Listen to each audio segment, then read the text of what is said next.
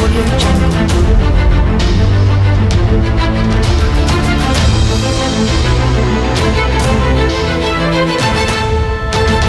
Audio Jungle.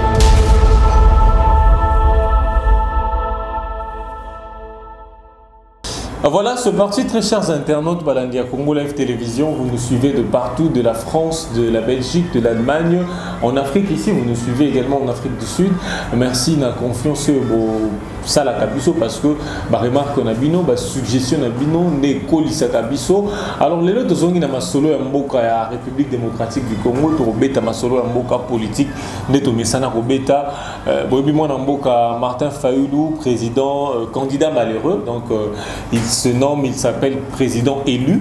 À l'écaki na plateau à France 24 Monde, mon mboka Martin Fayulu, Oyo a toujours insisté sur crise et légitimité na mboka que nous sommes on a béni et ça parce que Mboka a faillite.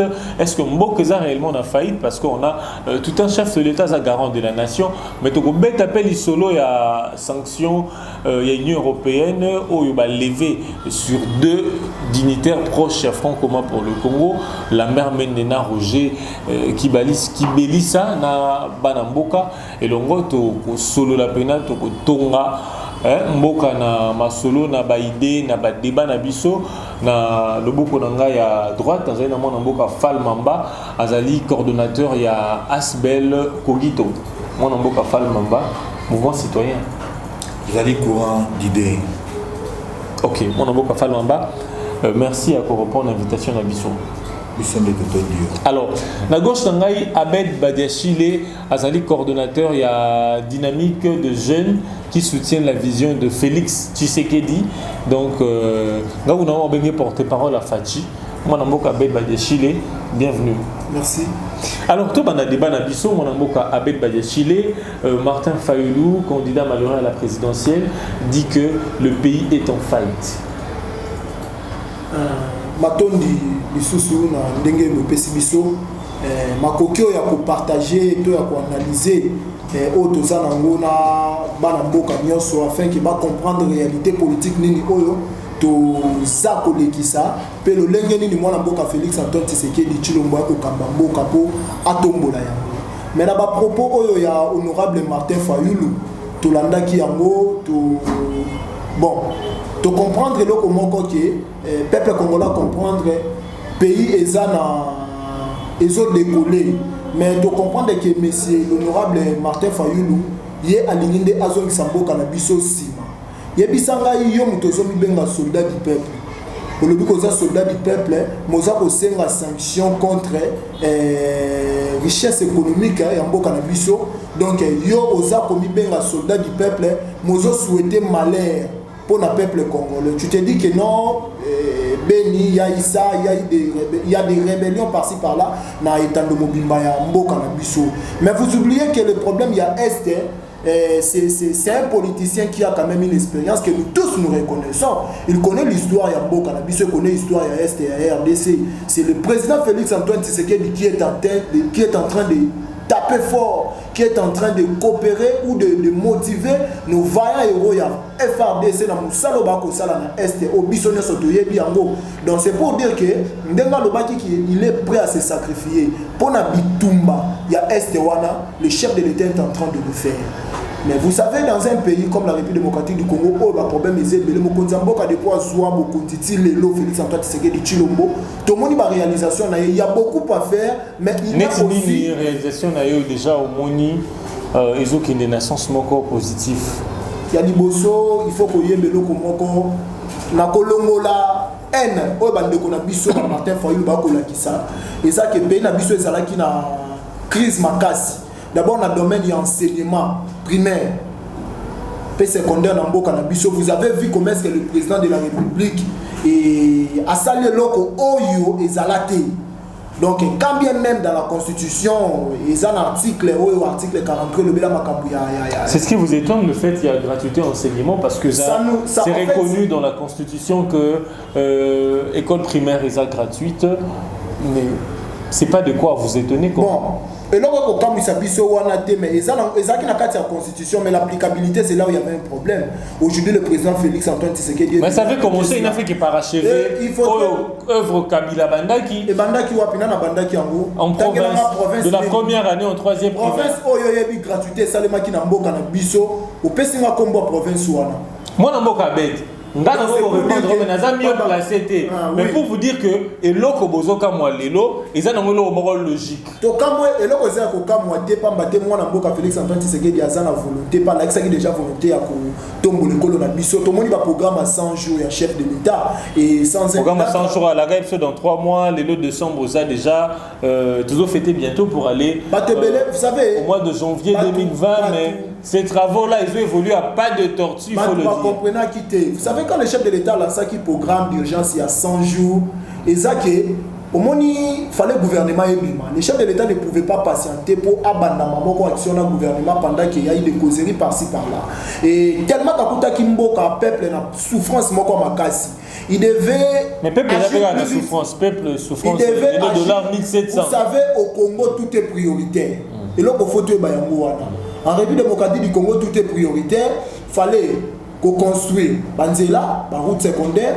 Il fallait qu'on fasse un effort, qu'on bongisse l'école ou bébaki. Il fallait qu'on lukakotia enseignant na biso qu'on fasse l'effort, qu'on mette au tombeau la mort qui est paye à enseignant na biso tombongo enseignant na biso fallait bazoa. Merci beaucoup Abed Badeshile. Félix Antoine Tshisekedi Tshilombo, il a la confiance de la jeunesse congolaise. Merci beaucoup Abed Badeshile pour le Bimingito, le s'appelle mon amboka Falmamba. Falmamba, Martin Fayola lobby, mon amboka soldat du peuple, le roi de Abed à lobby qui est failli tes appenza namboka, mon mon na est, ils a parce que mon amboka Félix a pena que jouir na légitimité na été. C'est comme des batumusu balobaka, il y a ça le coup la placer, mais c'est Kabila. Quand Fayou dit que c'est une marionnette, c'est une marionnette de Joseph Kabila. Pour Nayo, ça n'engage mon amour à Falmamba.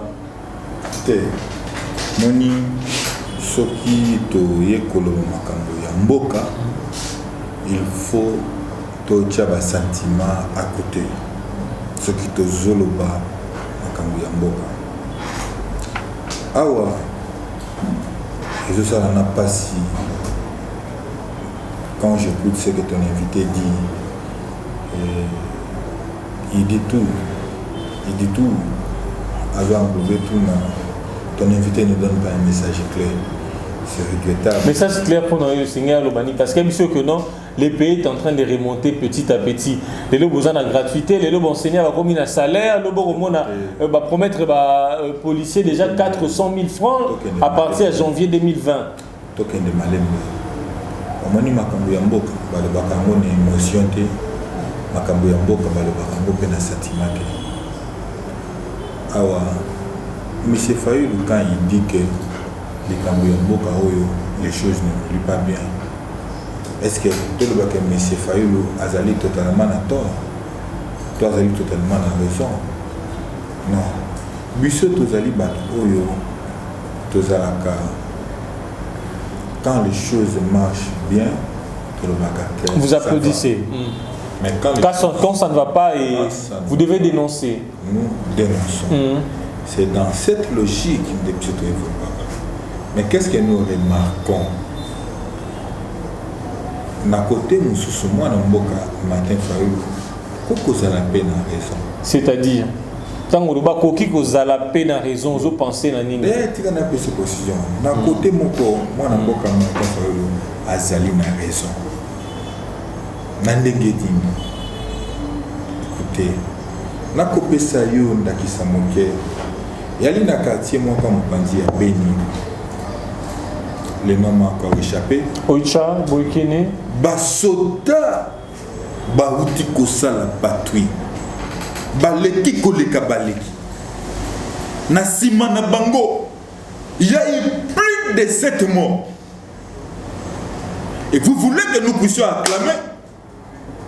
Mais nous n'avons pas acclamé. Écoutez, Makambo Yamboka Balobakango na émotion.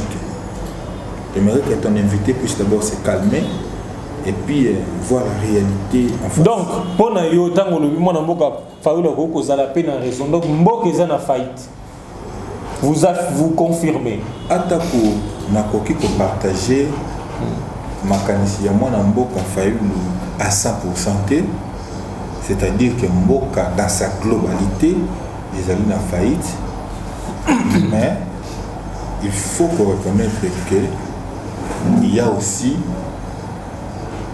na ba place oyo il faut encore, c'est-à-dire que les pouvoirs en place comme on Mboka, ils doivent aménager par effort et belé. Effort et belé. Neti sur quel plan? Écoutez, ce que tu as demandé, c'est le plan de la sécurité. Il faut beaucoup.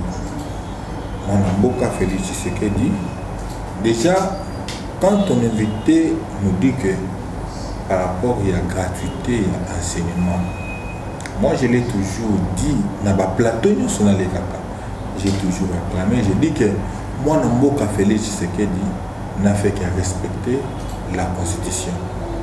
Les canisiers éthiques à la causalité n'a pas été Chinara. Mais moi, Mboka Félix Tshisekedi a respecté. Nous acclamons toujours, disons que biloko ya boye, lokola pour respecter la Constitution, ils allaient makanisi ya malamu. Parce que Mboka, kozana mobeko, Mboka ne peut exister. Mais biso souci ils allaient enquêter, ils allaient beaucoup plus dans le côté de la sécurité. Vous voyez, quand vous remarquez, s'il faut parler de la sécurité jusqu'au jour d'aujourd'hui pose problème. Ce qui revient à dire que M. Kabila, jusqu'au jour d'aujourd'hui, moi je me pose aussi la question de savoir que M. Kabila a une mainmise jusqu'au jour d'aujourd'hui sur la sécurité. C'est comme ça que nous constatons. En fait, côté on a Mboka Fall te comprendre bien, tétan lobby, M. Kabila a une mainmise sur la sécurité, c'est-à-dire soit yem tazo alimenter makambo za ko le kana est to yem tazo ko démotiver ba élément et FARDC. Merci beaucoup. Ezali mutuna ya malamu. FCC nakash ngana benga kamota ngonyef ezali mariage ya inceste. Ezali mariage contre nature. Contre nature par rapport à quoi? Parce que ce sont de grandes personnalités politiques, de têtes pensantes. Nani a commis ça Kabila, grande personnalité. Nani a commis ça China, grande personnalité. Et Nani a collé étiquette qui gère toute une plateforme politique. Écoutez. Donc le FCC. Non. Avec de professeurs d'université. Oui. Messieurs. Toyebi na mboka na biso mécanisme nini oyo ezalaka moto pa kokosala kwa comme professeur bazali ba professeur entre guillemets soi-disant professeur parce que na titre na bango ya ba professeur ils n'ont rien fait pour relever ce pays. Ils ont fait 18 ans. Yoka moi na bandi classe tia silisi classe obengi mwana na yo lakisi situation sungolo pakala kono mwana na yo a défendre yango toujours ndakisa sali droit problème ekomi kono mwana défendre monique mwana azali incompétent. Est-ce que kochana classe mwana tanga en doute te okochana en doute. C'est ce que nous sommes en train de voir aussi. Donc Mboka est en faillite, c'est ça. Écoute. Non, nga l'idée la réponse par rapport. Donc Mboka est en faillite. Je suis précis. Même si je ne partage pas la totalité de ma canisi, il y a mon Mboka Martin Fayoulou, mais je dis ceci. C'est qu'on peut dire que, en dehors de ce que Martin Fayoulou a dit, nous avons ajouté ceci. Compléter. Nous avons complété dans les appuyer. Dans l'axe de la sécurité, il se pose un problème très sérieux. Alors, moi, dans Mboka Bet Badiachile, moi, dans Mboka Fayoulou, toujours, ceux qui sont dans les médias étrangers, ils ne cessent de répéter crise à légitimité. Mais, en essayant de voir Mambozo les cas, on a invité ceux qui sont dans les médias qu'avant-hier ou hier, il y a un collaborateur, il y a vice-ministre, Outina IDPS, Junior Mata baye na ministère pour na koluka ça musala ba empêcher bango et pas ba policier appuyé par scellé à la gouli Ouazali ministre des finances mauti na franc commun pour le Congo na kota la paix masoleza pour les karamboka lelo nomination ordonnance chef de l'État pour nommer ba mandataire et SNCC consort ils ont toujours camouflé moi na mboka fa les a raison na kota la mambo ne sont. Merci beaucoup na tuna oyo ya liboso na lingi na mekante ko recadrer mon muke ko limiter na ngai azawa. Vous constatez en face de moi, je l'ai toujours dit, c'est un ami qui réfléchit bien, c'est un avocat. Mais quand il parle, il faut avoir un argument solide sur tout ce qu'il est en train de parler. Tu proposes mon tour dans mon corps, il y a Makambu, il y a Est, il y a Aloubi, Joseph Kabila, Azar, ceux qui m'ont même mis, tout ça. Mais il n'a pas confirmé ce qu'il a voulu dire. Donc il a fait le méli-mélo dans la déclaration pour lui, dans l'argument quand il parle Makambu, il y a Est et Aloubi est belé, mais je n'ai rien saisi dans tout ce qu'il a dit. Quand il parle de l'insécurité, il faut aller bello comme encore. Ce qui a connu Bissanga Makambu Est, aujourd'hui il y a des améliorations au chef de l'État pour Nassibissa, Bitumba Est. Moi namboka badiachile tango zolo bana bamo sengeli opezaka est-ce que amélioration ils na motozo mona est insécurité et l'équipe makasi il y a des personnes qui meurent chaque jour na partie à est on a lelo na TV5 ba policier aza chargé censé protéger moto abomi et collier. Merci beaucoup. Pour moi, na loko lobby, nazo kaka boyko lobaki, na ndeko na ngai ozo partager même avec Martin Fayulu, ya ko lobaki, il y a eu des morts, mais natika ko lobaki, natika ko kaya lobate que est-ce que vous savez que le FRDC a outaki ko découvrir prison au ADF Akanga qui plus de 125 otages congolais. Wana boyebi yango. Vous savez aussi na mikolo uti ko de kaka sikoyo basoda na biso ba voyant héros ya FARDC na biso ba utaki lisusu ko découvrir usine mobimba ya ba fabrication ya bombe tout ça au ADF bande coopérer nango et puis chaque fois quoi FARDC azo poussana bazo kima chaque fois FARDC azo aux assure mais le problème qui FARDC azo les kabango bazo bomande le problème c'est quoi il faudrait comprendre nous sommes des Congolais bande ko na biso ya Beni bazaba Congolais le kola biso toko ko il faut ndeto fanda to trouver solution ba mécanisme nini ya osala pona koluka kokota kimia total na kati ya est yango mon chef de l'état apesa ki ordre ba ki ko installer quartier général na est et puis il y a beaucoup de généraux au bazar à niveau ya est na minute pona koluka comment ndenge nini ya kosilisa bitumba wana et puis loko mususu photo luka si y a des traîtres qui prétendent, il y a des gens qui prétendent servir la nation, mais ça pour renforcer la rebelle. Moi, non, il y a un moteur, il y a un qui m'y signe en banque. Il y a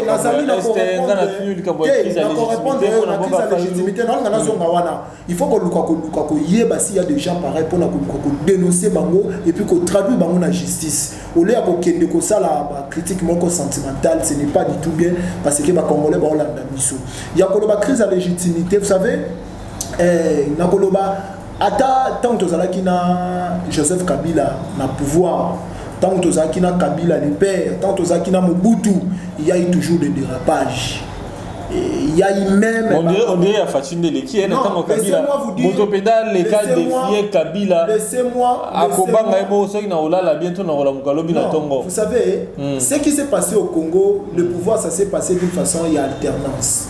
Alternance a été pour nous la première fois d'expérimenter et l'eau comme et maintenant, il faudrait supporter les caprices de l'alternance.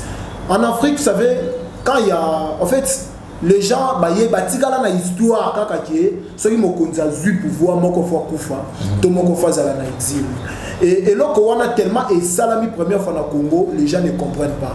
Même nos partenaires des FCC, des fois, certains cadres des FCC n'arrivent pas à comprendre qu'est-ce qui se passe au juste. Vous savez, le pouvoir, il y a. Président Félix Antoine Tshisekedi Tshilombo, comme il a remporté les élections il y a décembre 2018, na ancien président le président honoraire Joseph Kabila Kabange ndenge basala ki union wana ya kosala passation de pouvoir. Cela ne donnait pas le pouvoir na baninga ya FCC bakanisa lokola bakomate la bandeko ya cash. Or ce n'est pas ça. Le président de la République, même le président honoraire Félix et le président honoraire Joseph Kabila Kabange, il sait que son président c'est Félix Antoine Tshisekedi Tshilombo. Il les a même dit na réunion na bango avant gouvernement ebima. Et puis ça bango, vous serez à l'écoute du président Félix Antoine Tshisekedi Tshilombo. Mon Dieu, basé au côté. Na lobi boye, vous savez tango papa pekisi mwana que non kofinga papa alibanda te parce que ça papa na yo mais moi na nazo finga lelo na yebisa yo nazo soyo na bato ba yolanda biso lelo mokotuna. Vous savez même ces ordonnances aux mona que ordonnance les a bloqué d'ici là et nyonso ekozala décanté situation wana nyonso tout kiungwa ko va travailler. Va travailler. Place on a non, mais le problème c'est quoi? Il va travailler, oui, mais le fait, moi n'a pas c'est là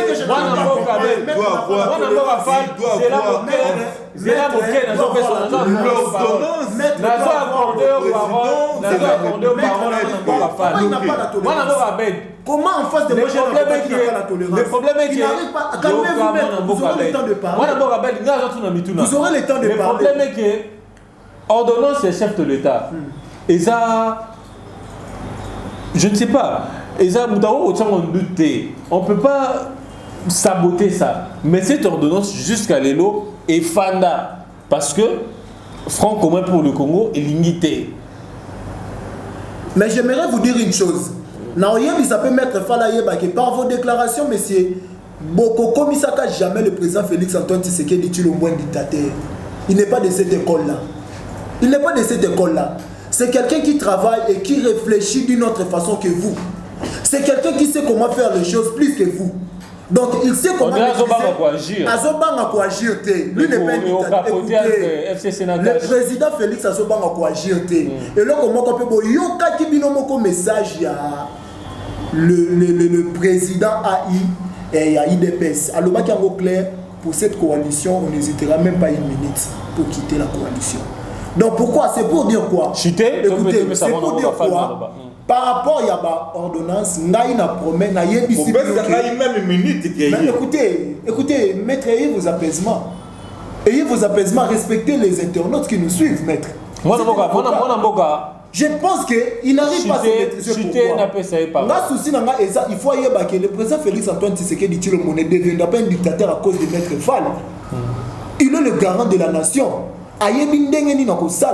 Mais nos partenaires Banamboka balingi bamona papa ndepe asilikaka kosilika nenga mabete me ko sanctionner pe mwana te mwana sali mabe moi fimbo eza interdité moi fimbo moi gogo ndelo balingi bamona yango wana bamoni pe moto FCCP asali mabe mais mwana mboka Félix pe abeti moi gogo moi sanction pe bamoni nde eloko population balingi nde eloko classe politique penza il mieux comprendre yango wana natuna motuna makako banda lelo ko banda bokonza mboka zo pouvoir ti lelo na sanctionna mututé wana question ebisanga te nga otuna nga motuna te nga otuna motuna soki na tuni yo l'ancien ministre Guy Lunga ya wazaki na santé azawa pardon Guy Lunga wazaki na santé azawa il n'a pas été sanctionné par le président de la République. Oli Lunga yemora jeter Oli Lunga plutôt yemora jeter l'éponge c'était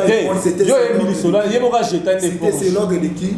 C'est l'ordre de qui? Je ne vais pas, en fait, Nazan a posé à Kota wana te na débat wana, c'est pour dire que Nazo répété yango moi na mboka Félix Antoine Tshisekedi Tshilombo n'est pas un dictateur. Merci beaucoup moi na mboka. Comment est-ce qu'il va agir par rapport à tout ça? Mais par rapport, personne ne peut bloquer l'ordonnance du président de la République. Ils ont déjà bloqué. Ils ont déjà bloqué. La situation wana na yebisi yo boye situation wana crise à légitimité il y a pas, vous savez, il c'est un député, il peut il a le droit, garant de la nation, commandant suprême, a décidé d'évoquer l'argument na yelinga zoluma. Moi Namboka Bet.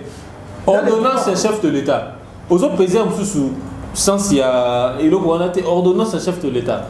Dès que vous avez un régime il y a Kabila signé ordonnance matin on a RTNC 2. Tu as RTNC radio télévision nationale RTNC 1 vous ne pouvez pas déjà comparer mais Toyebi histoire il y a Joseph Kabila Kabange kobanda kota na pouvoir tina ndenga komi lelo na histoire ya mwana mboka Félix Antoine Tshisekedi Tshilombo. Lorsque vous comparez, merci beaucoup Abel Badachile parce que l'Igba comparé parce que c'est sur base de comparaison de retirer ba conclusion bien. Mwana mboka Fall Mamba, mwana mboka Abel Aboyi qu'on y mette crise à légitimité ezali parce que na PC exemple à ordonnance à chef de l'État oyo tilelo eza en application te tant auto ko monaka ministre des finances na vice na bazo kanate parce que o outi na FCC o outi na cash. Écoutez, ton invité doit avoir honte. Il doit avoir les mêmes mérites que ton invité. Ton invité doit avoir honte. Il vient parler de quoi? Il vient parler de sa vie ou de la République. Ah, le Belamboka. Ton invité doit avoir honte.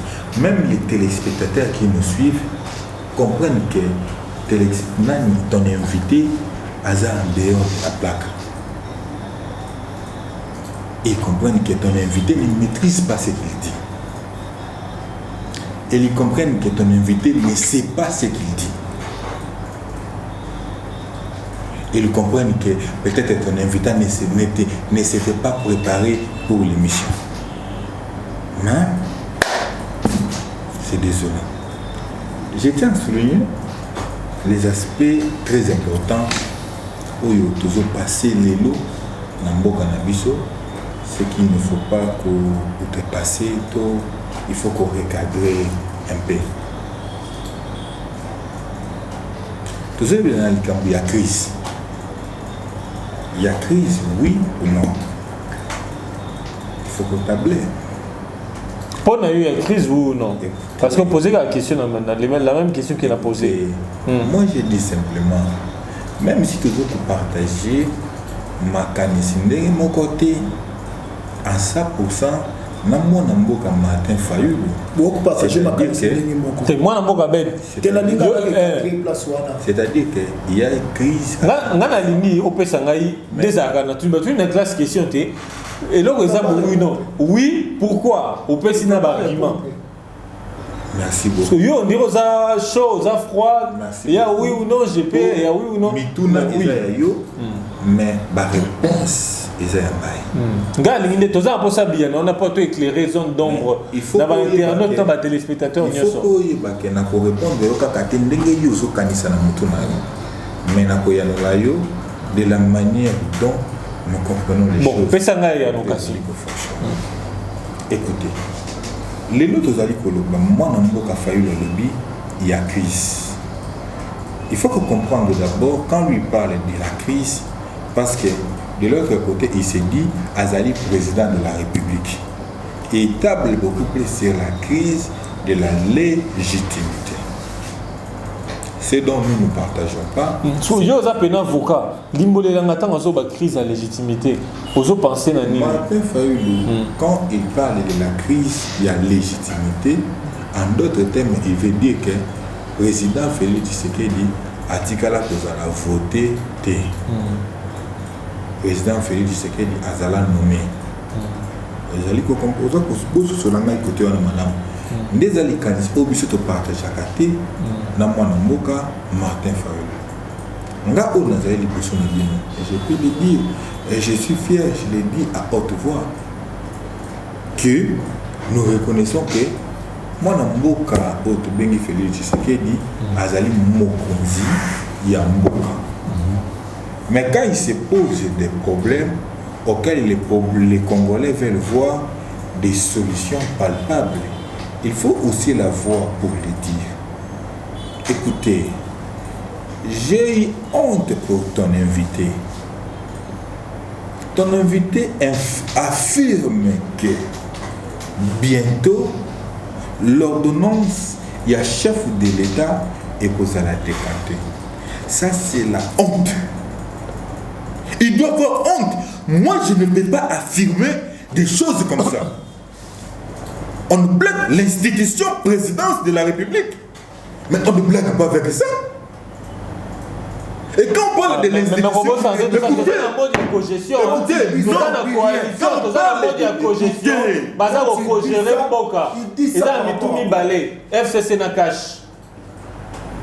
Je peux parler? Merci beaucoup. tant vous allez Koluba, autre bengi institution, présidence de la République. Le président de la République prend une décision. Moi, je peux l'appeler un individu ministre. À ça qu'on bloque l'ordonnance. Il y a président de la République. On ne bloque pas avec la République. Il n'y a pas un Congolais spécial. Tel qu'elle dit la Constitution. Congolais spécial à Zaki. Mais Bissonio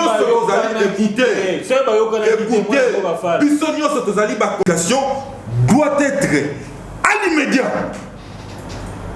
Et bon, on ne joue pas avec l'institution présidentielle. Et bon, le président, on a consulté qui va partenaire a été. Il n'y a pas de question en ce qui concerne l'ordonnance présidentielle. Je suis désolé. Je comprends. Quand on parle de l'ordonnance présidentielle, il n'y a pas question de consulter. Lorsque l'ordonnance tombe, l'exécution est à l'immédiat. Bazar mariage. DPC Ndengisa au Télémela ordonnance, il y a présidence de la République. Moyebi mutasigné comme ordonnance c'est Bruno Chibala. Comment dire, il une pifoté. Sylvestre Azalaki nommé mutasigné Chibala qui est des sortants. Tolanda qui n'a eu ordonnance. Ceux qui sont biaisés, ils sont avocats, ils sont motamibeko. Ordonnance, tous les premiers ministres sont tout le monde qui est là ici, et ça Sylvestre Ilunkamba. Mais tout le monde Chibala m'a signé. Tolanda qui n'a eu na RTNC. Tant que vous allez pour le bengi l'ordonnance prise par l'institution. À ta forme, on yo kangai. Likambo to bengi ngana telemelio pour nous oboya ko comprendre. To zoboya ko sunga. Ba téléspectateur ba to bazolanda ngana boy ko sunga bango. Ministre wana pesa bangima na ye. Alobi moto fala signé nini wana. Vous allez ko soutenir que ordonnance il y a présidence de la République. Ba ko télémelio yango. Ça c'est la cacophonie. On ne gère pas l'État comme ça. On ne gère pas l'État comme ça. L'ordonnance, il y a présidence de la République. Il faut être à la mise en application à l'immédiat. C'est ça. Mais quand ton invité dit que bientôt il cause la mise en application, c'est que ton invité soutient, bateau va bloquer. C'est pourquoi mariage autre bengi FCC cash. Et ça dit mariage il y a homosexualité. Mariage autre bengi il y a FCC cash. Et ça insiste. Moi n'amboka falma mbale. Ozo mutu yokana mutu ba bengi kombo China Rambo. Te comment on est China Rambo te? Comment on est Joseph Kabila Kabange? Mutu na bengi été. Comment on est Joseph Kabila Kabange? Ba camarade na ye ya PPRD. Nde baza ko benga ye China Rambo. Ozana preuve. Na lobi ngano to landa ka etando. Ozana preuve. Na koko la kiso ata ba image. Oyo bango baza ko benga ye China Rambo. Coalition ya China Rambo. On s'attend à rien. Na Félix Tshisekedi. 36 ans na opposition. Yoka. Félix Tshisekedi a sali 36 ans na opposition. Félix Tshisekedi, il était à côté de son papa, que j'ai toujours respecté. Timou na côté Kamabele, n'a respecté toujours. Mais moi, il y a fait Étienne Tshisekedi Wamulumba. Parce que Zali na makolonaye, netoye kola auto bengilite. Mais Zali pour exclure. Quand quelqu'un vient dans un plateau, on a proclamé un discours, il y a populisme. Tous les jalelo. Et vous le permettez. Mais moi je dis non. S'il veut défendre parti naïe, toi lingi à défendre. Je ne sais pas d'ailleurs. Azali membre ya FCC, azali membre ya Cash, azali membre ya IDPS. Na ebité yemo kwa ipina katia mutema na ye. Mais quand il vient dire des choses comme ça, pour déformer la vérité, vis-à-vis du peuple congolais, on a posé à cause de informer. nous n'allons pas accepter. Moi, Namboka Fall Mamba, merci beaucoup. Moi, Namboka Abed Badiachile. Hollande réaction, il y a co-débatteur Nayo Penza sur la crise et la légitimité. Mais, dans les gens qui ont un peu moutuna moussus, moi, Namboka Abed. Aux hommes, que les lots plans a sorti des crises à Martin Fayoulou. Les appels n'a plan mort à appliquer parce que la résolution c'est belé à l'organisation, belé à la politique, bah Kozoka, et zo balanara na makansi à Fayoulou. T'as la Union européenne, à saigner réforme et à saigner réforme de la Cour constitutionnelle, syndicat de Kolo, à Senga Kibongo, Bukwege, Bazo qui est toujours converger vers l'idée à Martin Fayoulou. Au moment où il y a plein de sorties avec la crise à Martin Fayoulou, et que moi, quoi, atténué, moi, ben, étincelle entre FCC et Nakash. Merci beaucoup. Bon. Et ça, il n'y a pas si. Et ça, il n'y a pas si, Mingi Koyoka, Maître Fall, il y a Koloba, Babiloko, Bella à la fois. Je comprends, c'est la première fois on a beaucoup de biso coalition et ça là. Et c'est tout à fait normal. Donc c'est une expérience qui est. C'est une expérience. Il va Ouais, les alliés discours. Vous savez. Oh, bazali quoi madoué dans le peuple congolais. Moi, Namboka Fall Mamba. Ils ne peuvent plus amadouer le peuple congolais. Olobi Batike Liota. Dans le pays, ce sont des discours. Zelaya Loba. Amadouer le peuple congolais. Bakopesa yo Maloba. Moi, Namboka Bed. Quand tu parles de Fetchen Tshisekedi, Fetchen Tshisekedi, nous sommes parmi les gens qui ont eu au moins la dernière bénédiction de cet homme-là. La meeting il a Souka il y a triomphal et lui connaît très bien l'histoire. Donc tous ça parasite, tous ça bateau était baouta qui. Nazalana na IDPS cité, il faut que préciser parce que Nazali na carte ya IDPS cité. Na tikala kozwa carte. T'as savu que il y a une histoire. Non. Mais il a toujours assisté. Non, quand il reconnaît le Fetchen Tshisekedi. C'est-à-dire il reconnaît une valeur. C'est mon papa. Il reconnaît une valeur de merci beaucoup. Merci beaucoup Fall. Moi Namboka Nalingina la qui sait que nous on n'est pas des dialélodistes. Nous sommes des gens qui ont milité pour la violence. Nous sommes des gens qui ont milité pour la violence. Nous sommes des gens. Non, vous savez. La réalité, il y a dis-moi, je suis content. Je suis content parce que tu reconnais que Azoganga Fachi Béton parce qu'Azoganga Poste.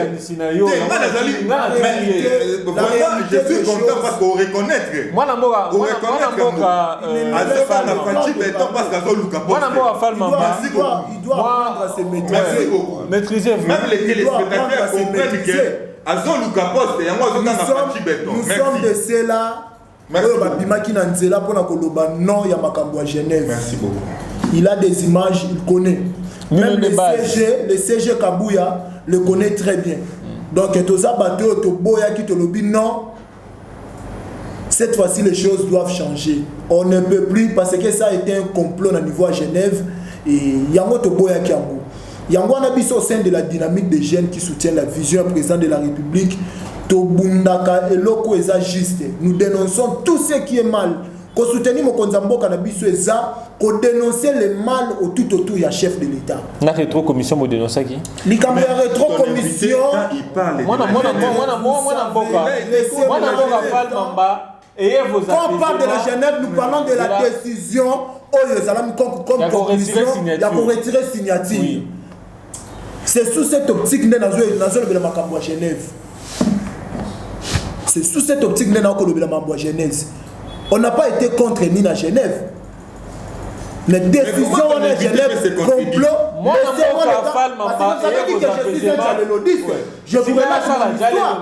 je vous relate mon histoire. Ne pensez pas que je suis pas un Tshisekedi après le pouvoir. Je ne le suis pas. Je ne le suis pas. Nazat Tshisekedi c'est autre tout le monde a matanga. Non, quand je parle ça, même le secrétaire général, il y a IDPS me connaît très bien. Augustin Kabouya. Le CG Augustin Kabouya. Donc c'est pour dire que Tolingaka toujours honorer mémoire il a fait Tshisekedi na nyonso to ko sala. Et là, comme maître Foye Bayangouana, mais yango na ebisa ki ok, likambo ya coalition ça a été la première fois. Et puis vous savez, l'IDPS c'est un parti pour la toujours démocratie ou l'État pour la démocratie et ça li coalition n'a pas perdu. Nous connaissons, nous avons tous connu la façon dont travailler à PPRD. Fallait s'y attendre, mais ils vont suivre les rythmes. Il y a cash parce que c'est le cash. Ndaza Kokambamboka parce que le président de la République, c'est lui qui est l'autorité morale de cette coalition. Quel que soit votre rang, à Tabazana Kata FCC, mais cash Ndezo Kambamboka, cash Nde non, attendez, quand vous dites que Félix Tshisekedi Ndaza, comment dire, autorité morale, oui. Il y a coalition cash, FCC cash, sur base de quel document? Parce qu'il n'y a pas un document qui atteste réellement que non, Félix Tshisekedi est réellement autorité morale de la coalition FCC cash. On peut toutefois faire des analyses sur ça. Écoutez, quand nous parlons de 18 ans, nous parlons, laissez-moi le temps de parler, nous parlons de 18 ans de Joseph Kabila. Bien sûr. Mais dans le 18 ans de Joseph Kabila, il a travaillé avec Mozito que lui est en train d'applaudir ici. Il est en train d'applaudir ces gens-là ici, ils ont travaillé avec eux. Mais Bilan, l'autre autant à Yanan. Il y a Joseph Kabila Kabandi, non? Quand il a bien dit que Nazar a collaborateur, qui comptait Nazar 15 collaborateurs au Yassirté, ces gens-là, ce sont ces gens-là qui nous ont en erreur. Aujourd'hui, nous parlons des chefs de Joseph Kabila. Mais Joseph Kabila n'a pas géré seul. Il y a eu tout un conglomérat de gens. Au Bazana Simanaye. Mais laissez-moi le temps de. Pourquoi il n'arrive pas à me laisser? Il n'arrive pas à se maîtriser comme moi je parle. Vous comprenez que cher internaute, comprenez réellement qu'il n'arrive pas à me donner le temps de parler. Et sachez que si je suis ici, je ne suis pas venu ici pour défendre les intérêts des individus, c'est pour défendre les intérêts de la nation congolaise. Et puis moi je travaille avec les jeunes, vous le connaissez très bien. Et tout ce que nous faisons jusqu'aujourd'hui, ce que nous récoltons, et ça va fruit à ma gêne. Et ce n'est pas quelqu'un qui vient nous payer par rapport à tout ce que nous les faisons. Et nous ne venons pas ici pour chercher du boulot. Vous le savez trop bien. Moi, on m'a appris une chose dans la politique. Pour mieux faire la politique, le matin, au Kikosa Moussala, et le soir, vous faites la politique. Donc, la question est tant qu'on l'a dit, moi, Namboka, Félix Azali, autorité morale de la coalition, c'est sur base de quel accord, quel document? On n'a pas su exemple. Vous savez, en 2023, pourquoi nous sommes vigilants? Parce qu'en 2023, le président Félix Antoine Tshisekedi sera redevable au peuple congolais. Donc c'est lui qui est censé diriger la coalition. Quand bien même sur des documents, mais c'est lui qui anime la coalition. Il n'y a pas quelqu'un qui est derrière. C'est lui qui anime. C'est lui qui anime, c'est lui qui gère. Il est le coordonnateur des FCC. Il n'est pas, nous aussi du côté cash. Nous aussi du côté cash, nous avons notre coordonnateur, vous le connaissez très bien. Donc il est même titré. Mais comment vous n'arrivez pas à comprendre que c'est Kaboun qui est le coordonnateur? Comment vous n'arrivez pas à comprendre? Et c'est à moi de vous informer ça. C'est pas à moi de vous informer ça. Nous avons deux coordonnateurs. Et il y a l'autorité morale, il y a FCC, autorité morale, autorité morale à cash. Mais dès lors que nous formons la coalition, cette coalition-là, toutes ces personnes-là travaillent dans des institutions. Le fait que Félix Kozala, président de la République, chef de l'État, c'est ce qui lui donne ces prérogatives-là d'être l'autorité morale de la coalition. C'est cash. Au départ, on ne peut même pas réfléchir de la sorte. Non, moi je demande. Vous savez, on ne peut même pas. Écoutez. On ne peut même pas réfléchir de la sorte. Dès lors qu'il y a eu la coalition, c'est lui qui est l'autorité morale. C'est lui qui est l'autorité morale. C'est lui qui est l'autorité morale, il s'impose. Dans tout fonctionnement, règlement d'ordre intérieur et Zalaka, pour nous déterminer marche à suivre. C'est que vous dites, ils ont macamosé, ils ont moto, ils ont sur base de l'observation. Il peut y avoir un soubassement. Moi, je ne peux pas me marteler ou de continuer sur un débat oyo. Même le peuple congolais n'a mis sous l'ibala pour comprendre que. Coco, ça peuple à bateau. C'est là. On a dit qu'on peut savoir exemple Moko. Qui est le président de la République? Le président de la République, c'est qui? C'est Félix Tshisekedi. Merci beaucoup pour la réponse. Le président de la République, c'est Félix Tshisekedi. Au sein de la coalition FCC Cash, on a surtout institution, réfléchissons comme ça. On y a sauté, mais pas ça qu'on va écoutez, il y a des ministres.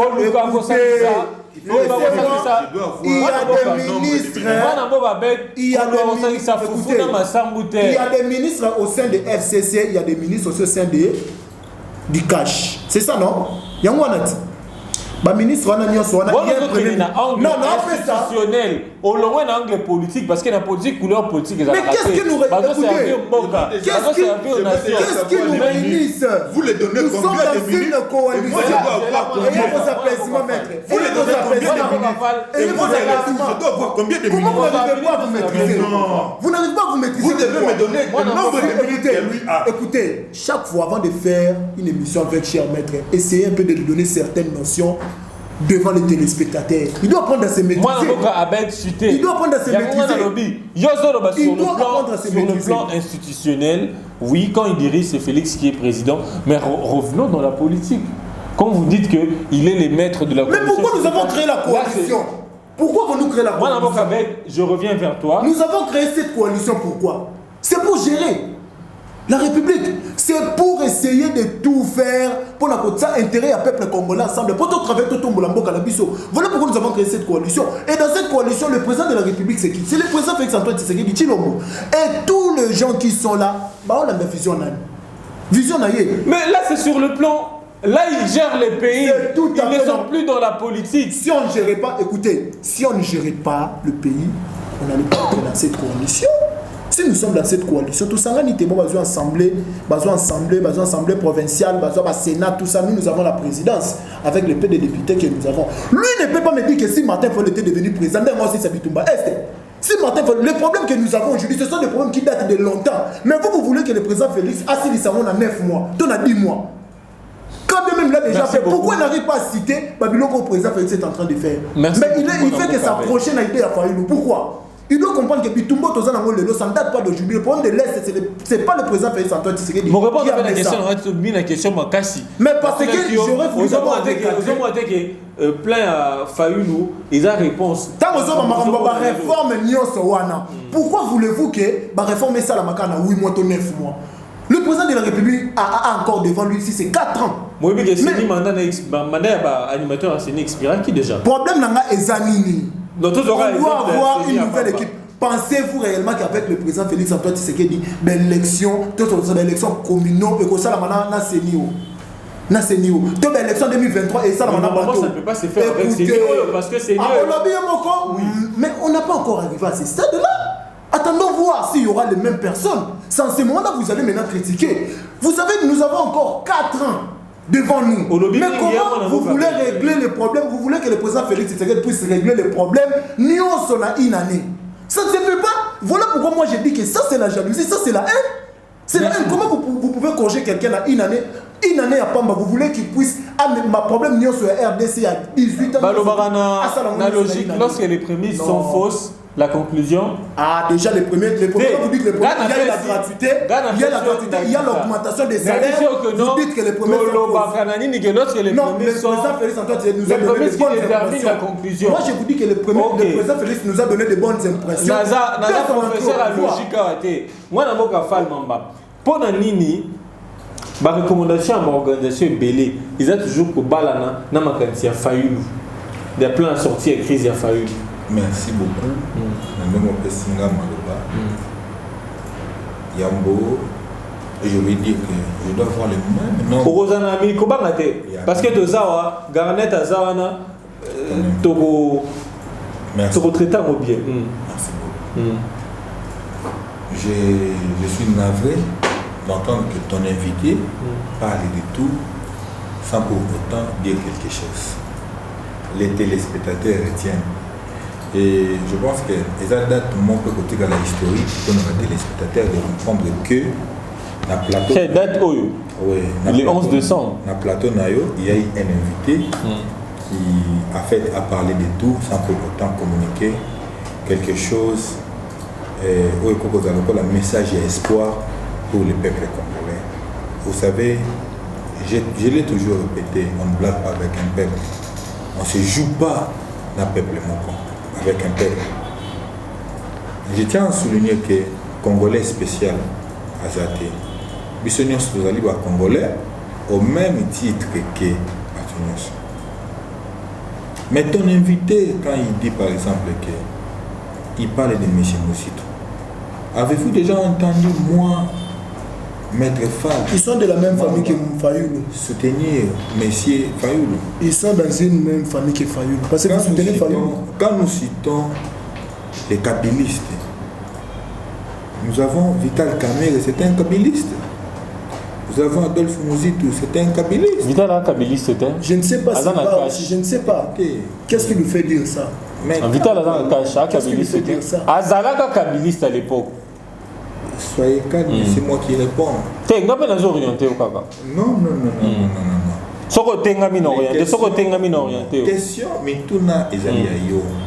Mais yo avec Vidal Kamere et Kabili c'était. Yo nga le bitia qu'on allait passer conjugué on allait passer. Oh ya mona qui est na nini FCC qui nous montre ça parce que lui il a des preuves. Moi na boka ben. Torozonga là. Monsieur Vital Kamere a commis la mission Mukanda au Wapi Aloba. Pourquoi j'ai choisi Joseph Kabila? Et ça va détailler.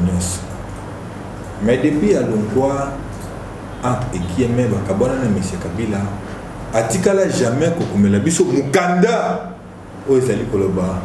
Pourquoi j'ai abandonné M. Joseph Kabila? Vous comprendrez aussi que moi je suis dans les documents. Je ne suis pas quelqu'un qui ramasse les choses terre à terre. Non. Moi, je parle sur base des preuves qui sont palpables. Si Vital Kamere avait du moins écrit pourquoi j'ai quitté ou j'ai haï Joseph Kabila, on allait comprendre que Vital Kamere n'est plus kabyliste. Mais dans la mesure où jusqu'au jour d'aujourd'hui, M. Kamere n'a jamais fait ce dernier, M. Kamere demeure bien et bien kabyliste, au même titre que M. Mouzito. J'estime qu'il ne faut pas, personnaliser le débat. Donnez-moi le temps. Je vous ai posé la question. Donnez-moi le temps. Oui. Qu'est-ce que je comprends? Vous semblez personnaliser. Je me dis non. Je me dis que vous êtes en connivence avec mon invité. Vous évitez que je puisse dire des vérités que le peuple veut l'entendre. C'est ce que je comprends. Le peuple veut l'entendre les vérités que moi je vais leur dire. Alors, accouchez ces vérités-là. Écoutez. Quand nous disons maintenant, en ce qui concerne la coalition, parce qu'il ne faut pas ramasser des histoires et venir les dire comme ça aux téléspectateurs. Nous connaissons que la coalition FCC cache coordonnateur. Il y a FCC. Baza Kobe na mon mboka. Nga batwana na linga penda kotanga kombo na bango te. Mais natangi kaka. Néhémie Milana. Autorité morale na bango. Chinarambo. Ce qui te yé mupanzi ya cash. Mwana mboka badiashile auti kota. Alobi kombo na ye avec un chef d'état-major Kabound, Jean-Marc, que je respecte beaucoup. J'ai beaucoup d'estime pour lui, hein, pour avoir côtoyé, mais c'est Jean-Marc Kabound, j'ai beaucoup d'estime et puis beaucoup de considération vis-à-vis de lui. Et puis, autorité morale, il y a cash, comme on a Enani, M. Félix Tshisekedi. Mais il n'y a pas un document officiel qui atteste que coalition cash, FCC, autorité morale, Félix Tshisekedi. Non, il faut dire la vérité au peuple congolais. Il faut que la vérité. C'est qu'on peut dire quoi? C'est quoi cette vérité? Monsieur Chinarambo Aibisaki Aibike Tshisekedi azali président nae. Mais au début la politique, tozali na ba dit et les non dit. Ndengani tozali ko découvrir que FCC bazali ko respecter président Tshisekedi. Tout tozali ko comprendre que il y a les non dits. Ndezali ko diriger. C'est par rapport il y a ba constant où tozali ko constater ce terrain. Tout à l'heure où tu ko évoquer. Là on appelle si amote yo tout tu ko évoquer. Crise où ezali na ministère côté à finance. Il y a finance. Yo tout ko évoquer yango. De l'autre côté, vous allez dans mon mboka Gilbert Kankonde. Azali ko rédiger la lettre awa pour la mise en place de Salemaki normalement vice-gouverneur nini. A Téléméliango isa Téléméliango le pied irrégulier oui. Bango pe koto mubanzi ya cash. Ba Téléméli to le ba vraiment atana ndenga bosolo ngana bali mwasi na ngai côté milanga na ndako ya libala. Ezala kate. Teto kende sur ba fait raisonnable pour aider la population où ils allaient pour l'andabiso.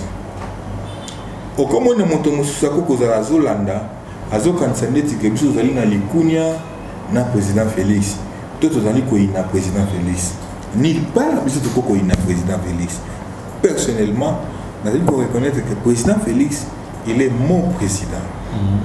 Je reconnais ça. Mais problème ezali bisekani nous voulons que peuple na biso a jouir na bonheur wana. Mais de l'autre côté ba intercation o ezali kozala na ba mise en application il y a certaines décisions ba conflit na ba ministère de eloko ezali ko sala ke biso tozwa ko imaima toto sepela nango te parce que présidence de la République ezali institution où il faut que tout ça toko respecter. Je pense que mon invité doit beaucoup se calmer. C'est en douceur, peut-être qu'il va apprendre. On apprend dans la douceur. Mais quand il parle de l'autorité morale, quand il parle de se calmer, entre lui et moi, qui doit se calmer? Moi, Namboka Badiachile et vos apaisements, Asilisa et Bongo, na besoin conclure la question sur quand il parle, il y a coalition FCC cash. Mais il y a une question à bombarder. Peut-être que dans ma canisinaïe, écoutez, quand nous sommes comme ça devant le téléspectateur, il ne faut pas venir dire ta vie. Moi, je dis par exemple, ce n'est pas une parole d'évangile au but c'est photo de Amen. Pourquoi? Parce que dans le document, ils allaient attester que nous allons cache autorité morale, ils allaient moi Namboka Félix Tshisekedi. De l'autre côté, autorité moi Namboka, ils allaient Chinaram. Par contre, ils allaient de batwali kokamba mboka yango moni tungulu toto iboi ezali na kata mboka tebite nani azosala nini oyebi ke lelo na tamboli na Kinshasa na biso fana komo na tamboli penza makasi lelo na kolba na tamboli ata plus de 7 communes lelo Kinshasa ezali solo lokola likambo mosusu pona nyonso wana nini kini bupeto et à une coalition où ils allaient kokamba mboka. Moi, je suis motuna na ngati na tunion. Bandi na ngana genèse ya likambo, mais ngana tunion motuna pona nini makanisi ya ba organisation mutuzo balana na projet à proposition à crise ya fa le monter que faut essayer de adopter un mot pour mettre fin à la crise au Martin Fayulu. Ils allaient parole d'évangile au bâtonnier so il faut baloba amen. Ils allaient que proposition. Bon, pour une proposition, ils ont dans l'Union européenne, dans le syndicat, dans le docteur Mukwege, prix Nobel de Kimia. C'est là. Pour nana ya nunayo. Nani a évité que Seni ils allaient na fin mandat. Cour constitutionnelle pour le Mali. Mututa ebi, mutunyo so ebi. Nani a évité que na cour constitutionnelle il faut que ça la réforme. Ils allaient na bilo comme c'est bizarre dans la rationnel. Il faut parce que mon Kodiambo canon a s'exprimer rationnel. Na bilo ko il faut tant il faut que benga papa biso to benga kai papa. Tant il faut que benga maman biso to benga kai maman. Tout ça la hypocrisie na kati ya Godito RDC. Yango to le biboé. Na oyo tangi ba réforme. Il faut que tika betan na temps. Tu dois dire que makanisipe ya mwana mboka Fayulu ya réforme ezali mabe. Tu dois dire ezali makanisi malam. Mais il faut kotika temps na temps. Est-ce que nous se sengele ça makaka lelo na décembre boy? C'est de limiter. 2020 pe ezali. Makanisi mokonzi ya mboka zali oza kokamba mboka na 2020 les choses peuvent aussi s'améliorer par exemple dans sens ya ba nomination comme il se doit na ba institution wana. C'est ce que nous souhaitons et c'est ce que nous voulons. Le peuple congolais aussi en a besoin. Il ne faut pas oublier. Napesa yo ndakisa. Oyebi keza na makambo za kosala pasi. Merci beaucoup. Malgré que je n'ai pas les mêmes minutes que mon co-débatteur, j'ai hâte qu'il y ait injustice dans l'émission d'aujourd'hui. Mais la consommer, ce n'est pas un problème. Ce qu'on a une entreprise publique nyonso ya lelo. Au côté na entreprise moko moko. Et c'est le que ça la biso Sengotin. Au côté na DGDA. Au côté kaka minasema anakupatie. Bazali bande kona biso toboite. Parce que tolingi Congo moko tolingi bolingo na diversité mais tozali ini. mais eloko nini nga nazali koboya to tozali kotelemela ezali nini okoti na entreprise okoti kaka bato nyonso na kati na entreprise wana bazali mina sema na kupati ye mina kuwenda nde biloko toboyi tolingi nini okoti na entreprise okoti mina penda losako bishi nzakombao nde biloko biso tolingi na kati ya mboka tokuti po okoti na kati ya mboka okuti ebwe ukembote c'est-à-dire na diversité tozali ini kota na DGDA ozomona ndenge mboka ezali kokamba na niveau ya DGDA okokuta ezali kaka anakupatie minasema biloko wana tozali kotelemela nde tosengi mwana mboka oyo Félix Tshisekedi biso toyebi ke biso nyonso bakongolais tokonie tondimie lokola mokonzi na biso ya mboka tolingi baamélioration esalema na baaspect wana. C'est ce qui est. Merci beaucoup mwana mboka Fall Mamba ata oyanoli mpenza na motuna na ngai te na bandeko za na réponse moko boye mais tokomi mpenza na suka ya masolo na biso nazoposer question moko point de vue na yo je voudrais dire mwana mboka bel badeshe tokomi kochuter déjà eloko nini esengeli mpenza tosala mpona kosidisa makambo toza komona paraît-il crise ya légitimité makambo ya est et consort. Merci beaucoup. En 2 minutes hein. Bon, na bonne examiner pour na on a répondre hier mais on répondre hier parce que vraiment parce que les peuples comme l'ont déjà compris parce que tant que le bangana le bamba Mozito je n'ai pas dit que Mozito est cabiliste j'ai dit que Mozito a travaillé avec Kabila mais c'est lui qui est en train d'affirmer que non Vital Kamerhe il est kabiliste il a fait ça tout ça il a fait ça ça n'engage que lui c'est un des cadres du président de la République. Et je connais cet homme-là, je connais la force de ces messieurs, je connais l'intelligence de ces messieurs-là. Donc je ne peux pas entrer dans un débat pareil. Donc l'important c'est, nous sommes des jeunes. Oui. Avant de répondre, comment on a qui busol, point nini na makambo ya ba kolibé, pour exemple les gars entre FCC na cash, caméra kota ngota s'intéresse à ngote. Les autres des IDP sur le devant. Bon, dans 2 minutes on a voilà. Il y a comme si c'est ça qui. Vous savez, le président Vital Kamerhe, il est du cadre du président de la République. Il n'est pas. En fait, il ne peut pas trop passer dans des médias pour répondre. Mais il y a la partie des affaires. Aza partie naïe. Mais je vous dis, il y a un lobby boyé. Il y a un lobby boyé. Vous n'avez jamais fait une émission avec quelqu'un de l'INC ou à répondre à ma campagne de FCC. Ils le font. Ils le font.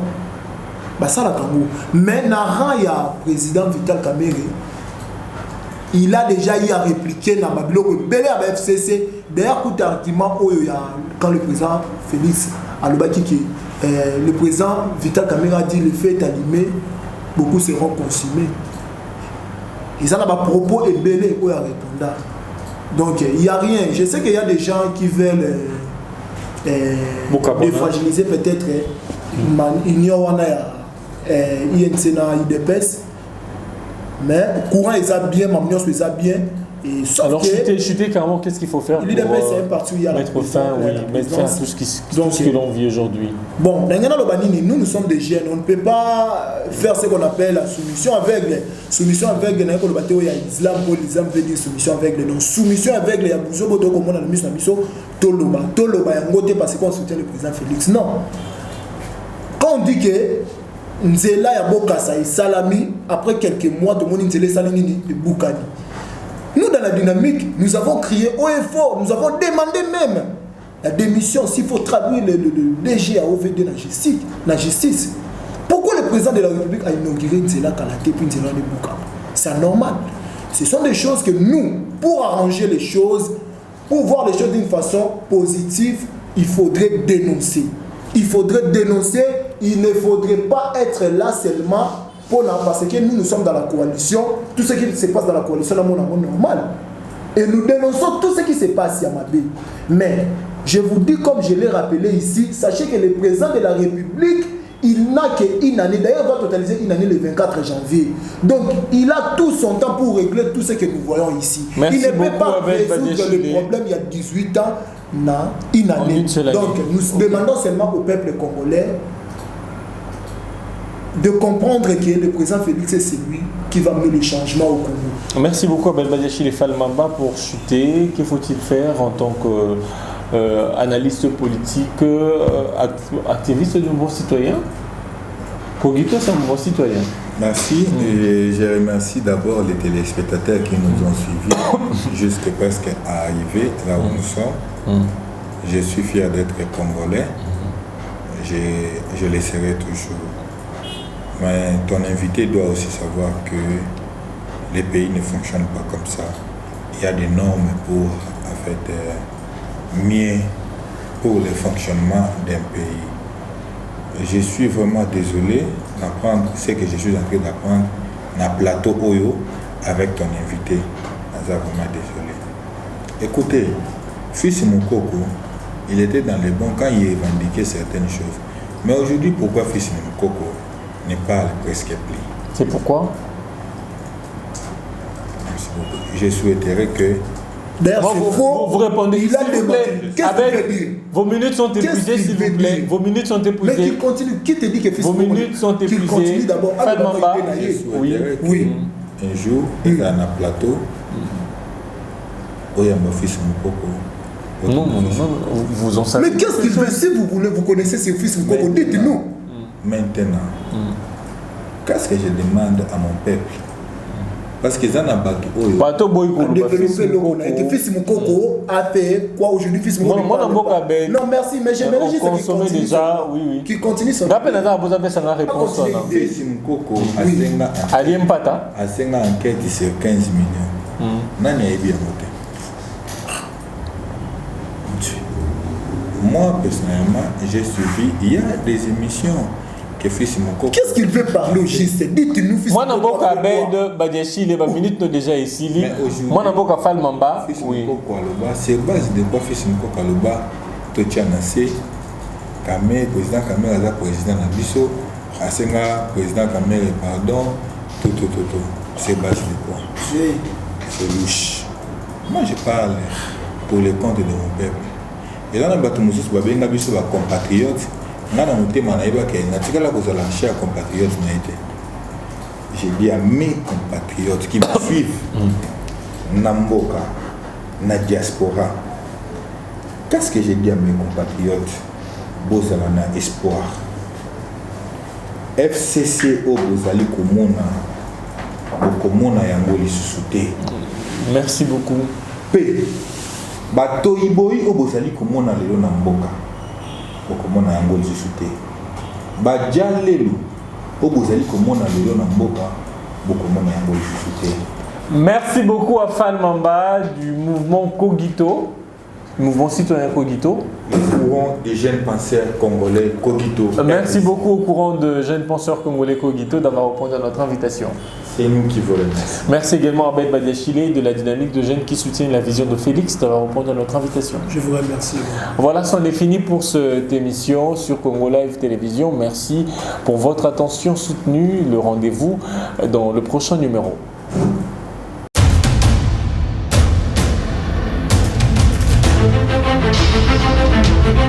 Audio Jungle.